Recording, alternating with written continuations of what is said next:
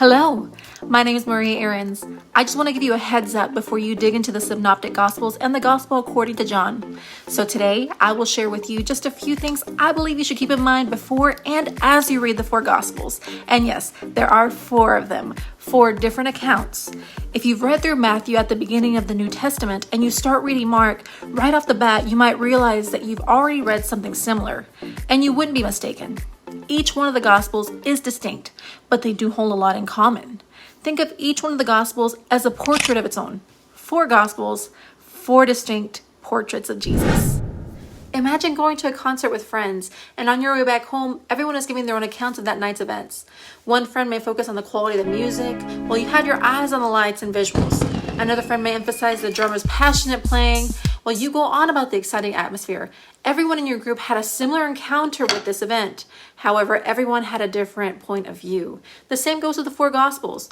All were written by different authors and different perspectives, but they were all about Jesus.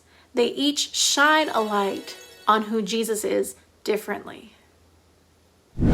Now, there's a lot to be considered as you dig deeper, but for now, I will address only a few questions, such as who wrote the Gospels, for whom were the Gospels written, and mention a few approaches you can use to carefully interpret the scriptures. The Gospels are named according to their author. For example, Matthew, previously known as Levi, wrote the Gospel of Matthew.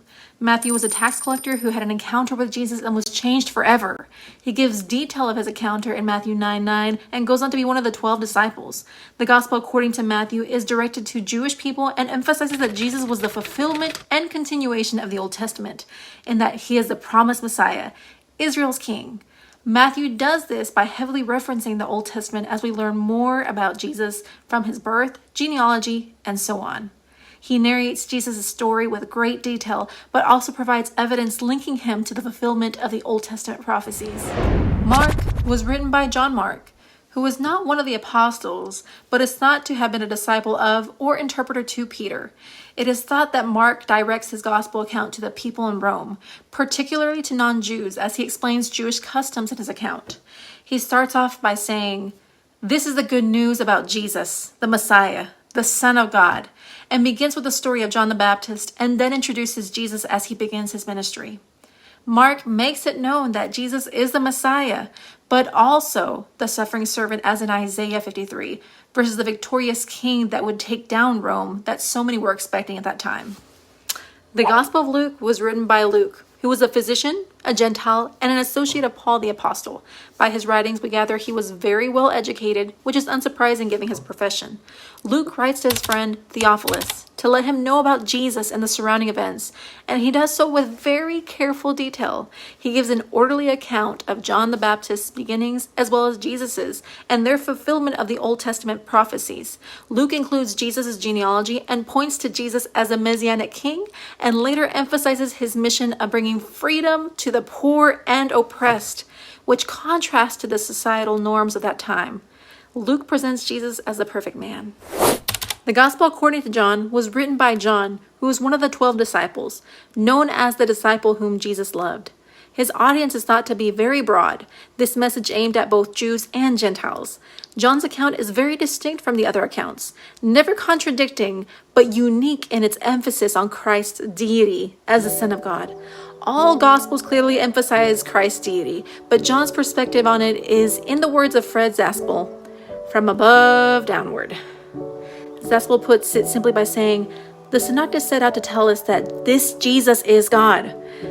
John, by contrast, sets out by telling us that this God became Jesus. Now, as we study the Gospels, I encourage you to use sound approaches to interpreting and understanding the Gospels. The approaches that I will mention are explained by Daniel J. Schultz in his book, Jesus in the Gospels and Acts. According to Schultz, most approaches fall into one of three categories: historical critical, literary, or ideological. Historical critical methods attempt to better understand the Gospel's historical development and sources by asking questions like, what were the written and oral sources available to the Gospel writer, and in what ways did these writers use the sources for the composition of their Gospels? Literary criticism focuses on the Gospels as narratives and asks questions like, what is the role and function of the narrator of the Gospel story? And how are the characters developed in the plot? Or how's the reader being manipulated by the text? And is there a correct way of reading and interpreting the plot? Ideological approaches like cross-cultural criticism examine how people from different cultures today read and interpret, depending on their personal backgrounds. This is all to say, read carefully, stay in context, and ask good questions.